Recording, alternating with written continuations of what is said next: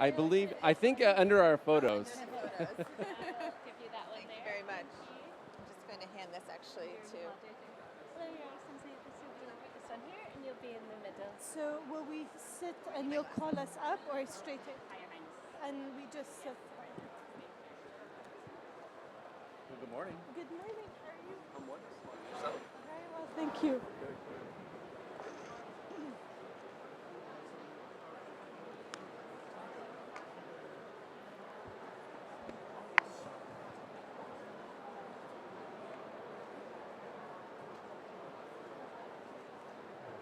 Well, good morning and welcome to a conversation today on the role of climate tech in the race to net zero.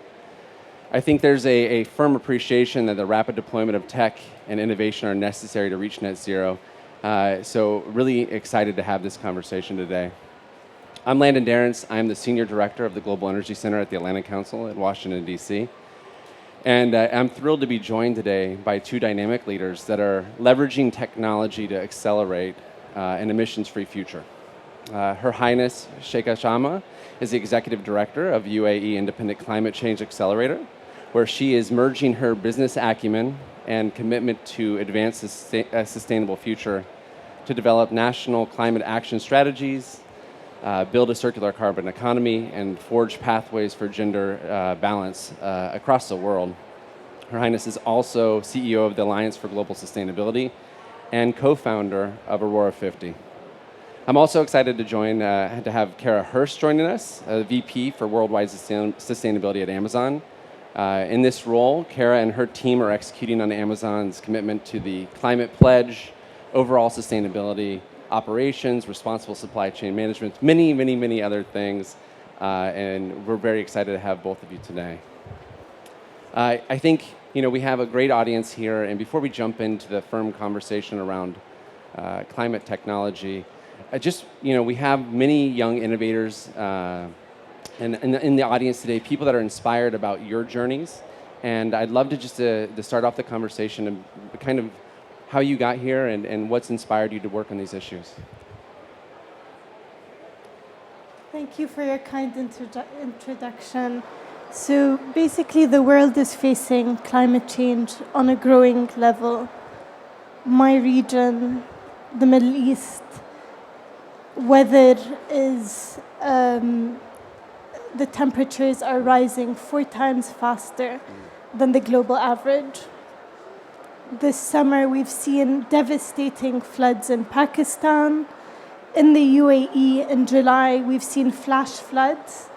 And so, due to the urgency of climate change, I decided to set up the UAE's independent climate change accelerators with the aim of convening the public sector and the private sector to advance and accelerate the green economy.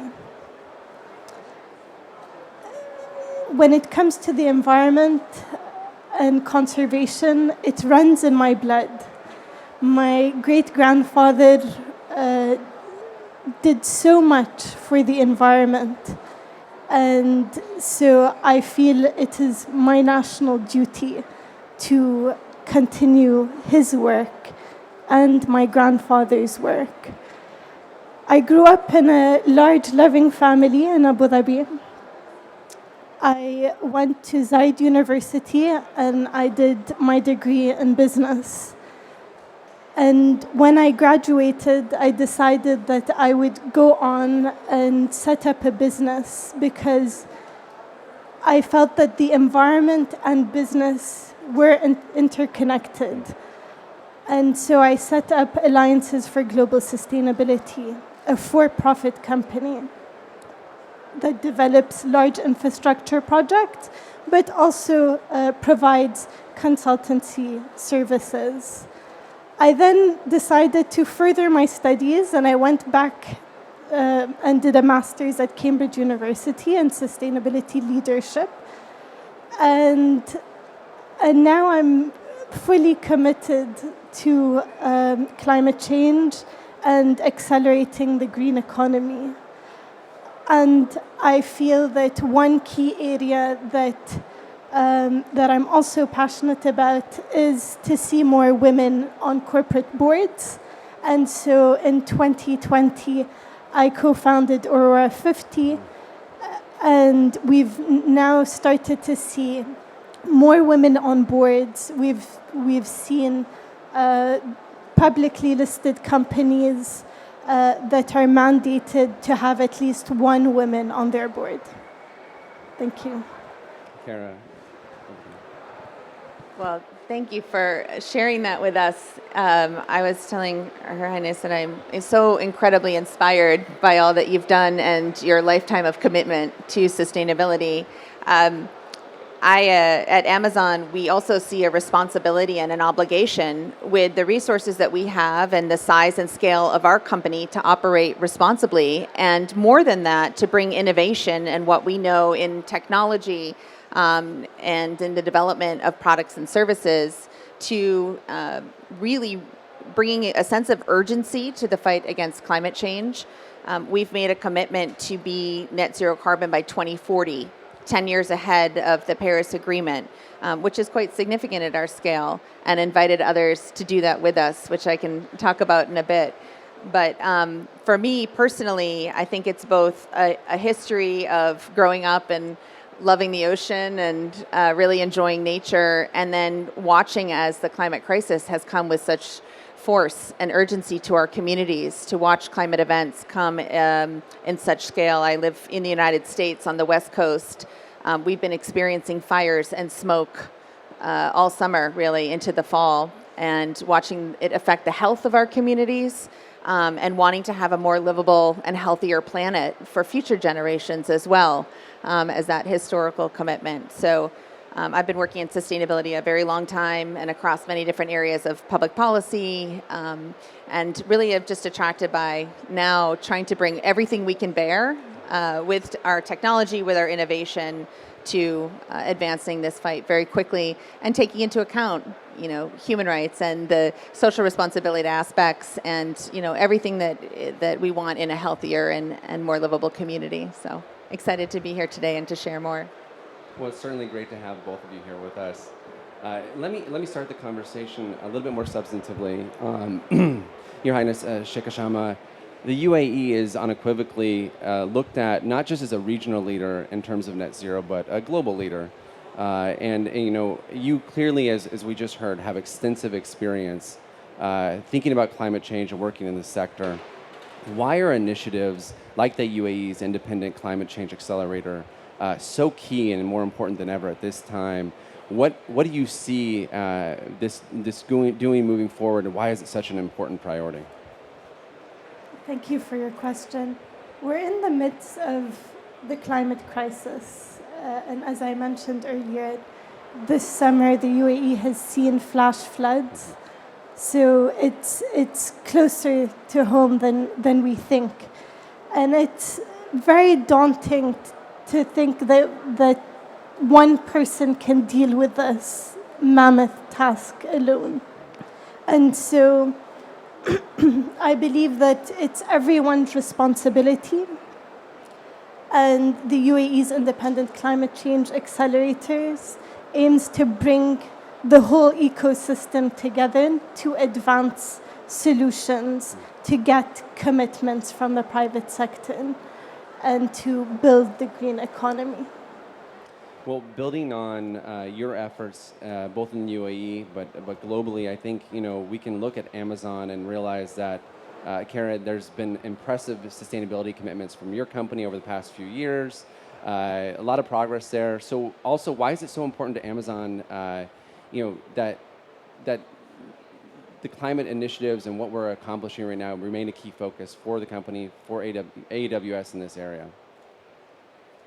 Yeah, I think we're very committed to building a sustainable business. We're at Amazon what we call customer obsessed. And so we know we want to deliver innovation on behalf of our customers. And we also know this is what the planet needs, and we all benefit from healthier, more livable communities. So We've first taken this climate pledge, a commitment to be net zero carbon by 2040, and we opened that up as an invitation to others across many different industries to come together. We know we cannot do this alone. None of us can do this alone. It takes collaboration across industry, but also across sectors with governments, with NGOs, multilaterals, academics, and so forth.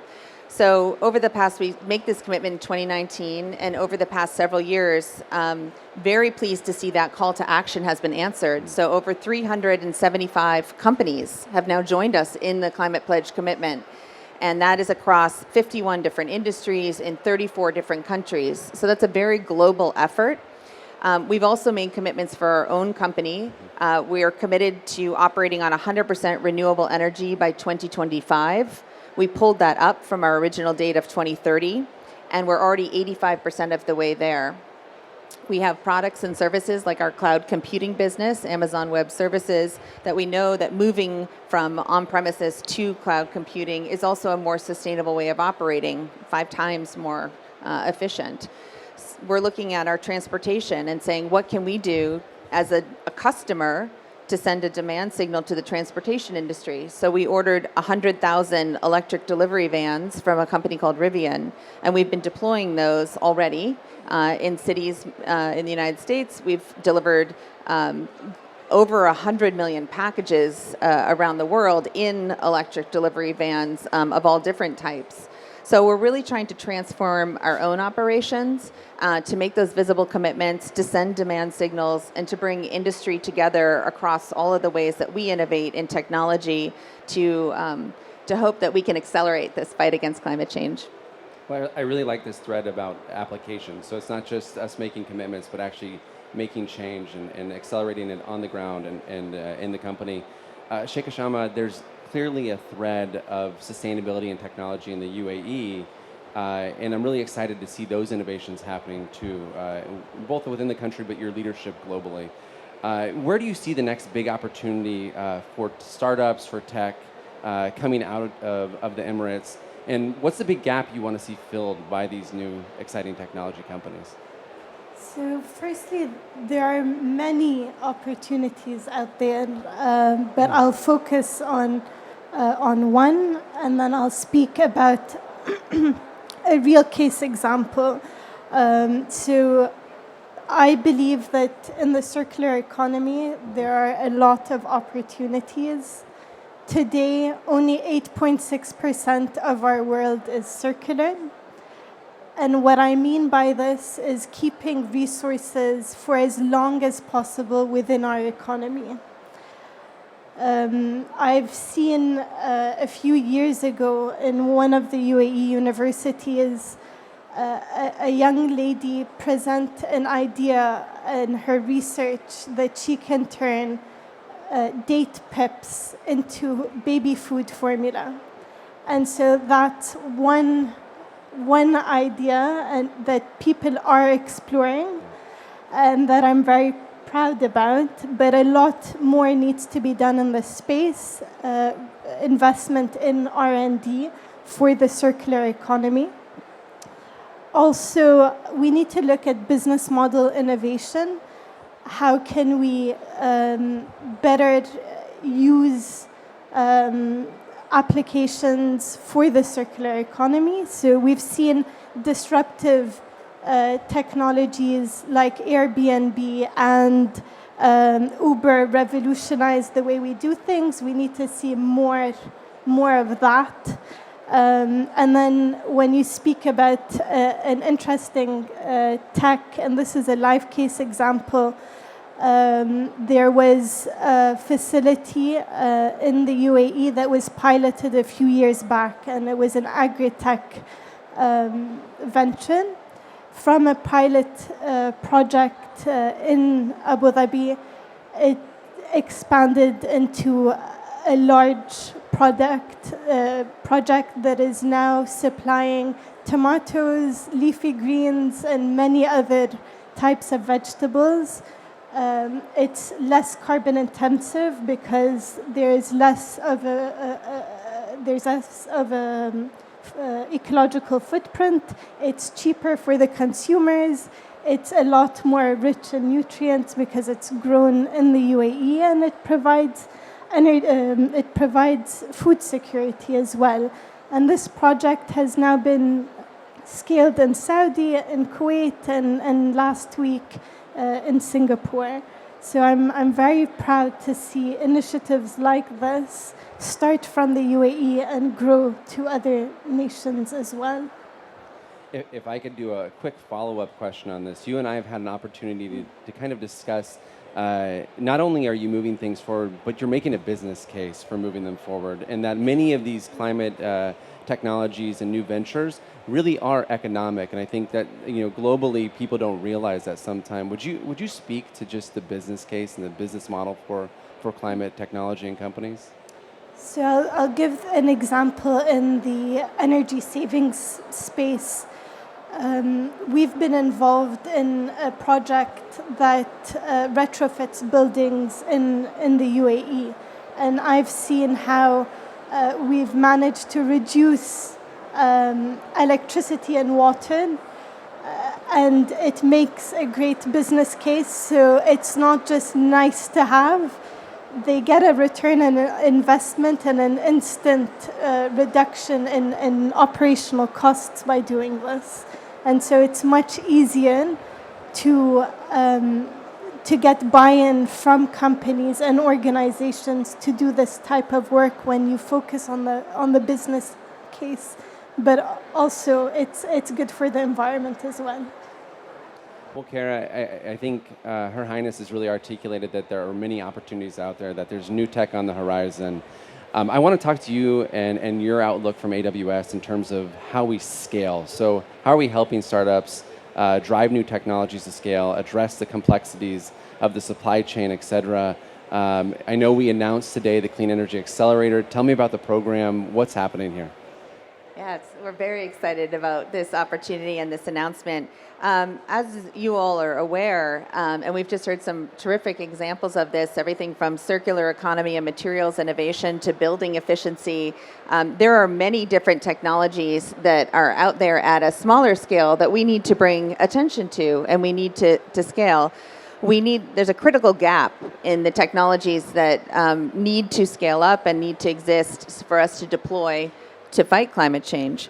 So we announced today the AWS, Amazon Web Services, Clean Energy Accelerator 3.0. We're very excited about this partnership. To date, this Clean Energy Accelerator model has already, over the last 18 months, influenced over $270 million in seed round funding. We have over 14 pilot kickoffs in the program, and we've attracted over 600 startups from 63 different countries. So it's really a highly scalable model that we're very excited to bring and launch today, and really plan over the next year and bring to the culmination in COP28. There's a number also of underrepresented founders who have incredible solutions that AWS technologies can help to deploy. So we want to provide that training, we want to provide that education, that connection to other entrepreneurs, really create that incredible community that can learn together in that accelerator model. And we can expand automation, we can deploy AI and machine learning and a number of different areas of expertise that we just want to lend that we have and create a community that can really learn together and scale. So it's a very, very exciting effort, and we're just grateful for the partnership. Thinking and building on the thread of partnership, we're at COP. It is a diverse coalition of governments, industry, NGOs, all coming together.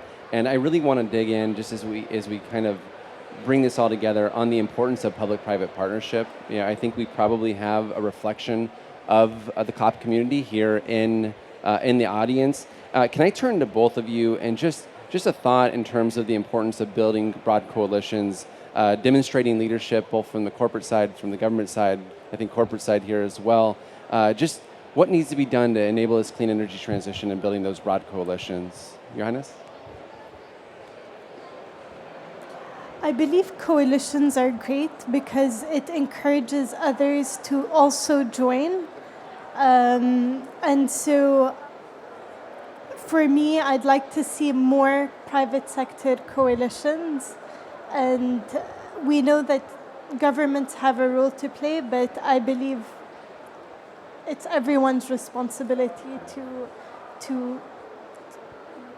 combat climate change.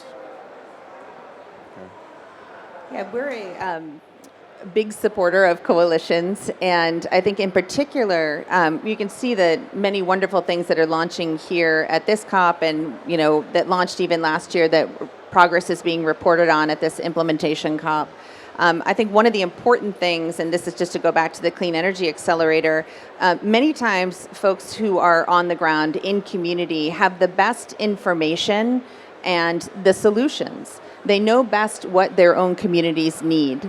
And so bringing those voices in through models of collaboration and through partnerships, and that's across public, private sector, industry, government, again, but really also finding an avenue for local entrepreneurs, for indigenous peoples, for people in community to bring their solutions to bear is something that we're very passionate about.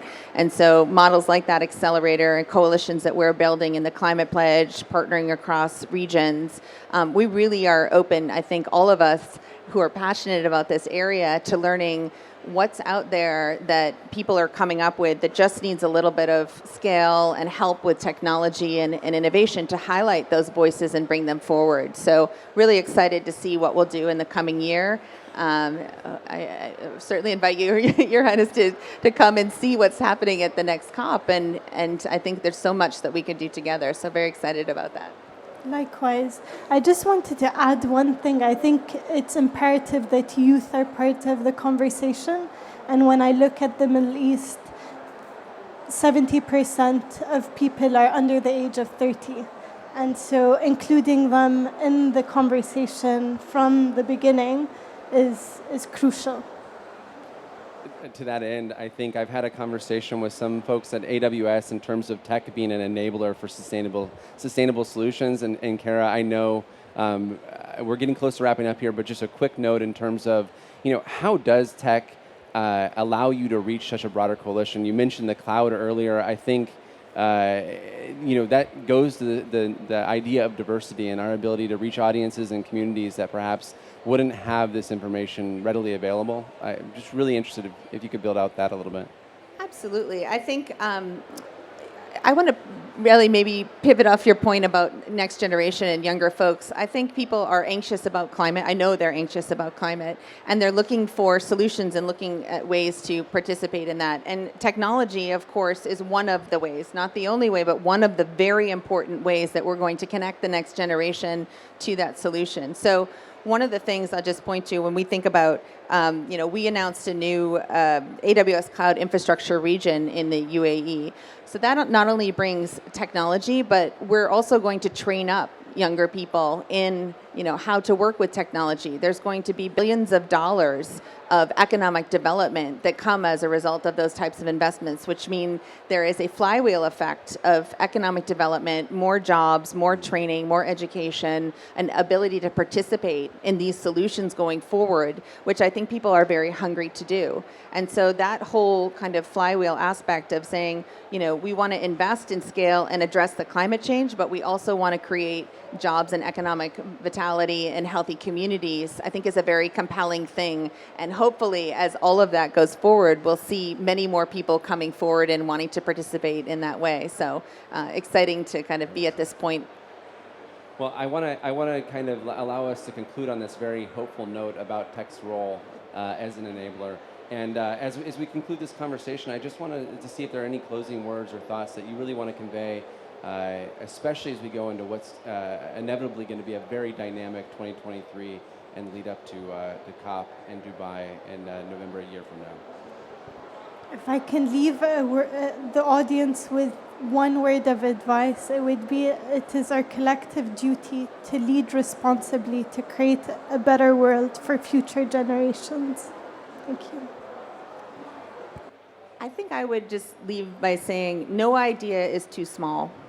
I work for a company that did not exist 28 years ago and now has a major impact on the world. So in the time frame that we have, in the urgency that we need to move, I just want to leave, I guess, with a note to say that I'm inspired by this COP. I'm inspired by what's coming next, and already the forethought, the commitments we need to continue to deliver on. We need to continue to show progress, to be transparent and accountable, as you've mentioned before. But we also need to encourage ideas to come forward and youth to participate and sectors to collaborate. It's easier said than done. But it's absolutely critical and essential. And to think how fast we actually can move, powered by technology, is just so inspiring. Well, I hope this conversation does compel that kind of thinking and that kind of horizon in terms of what tech can do to change the climate equation and get us to a pathway to net zero, both through Abu Dhabi Sustainability Week and on to COP28 next year. Very excited to host both of you. Thank you for this dynamic conversation. Thank you, Landon. Thank you.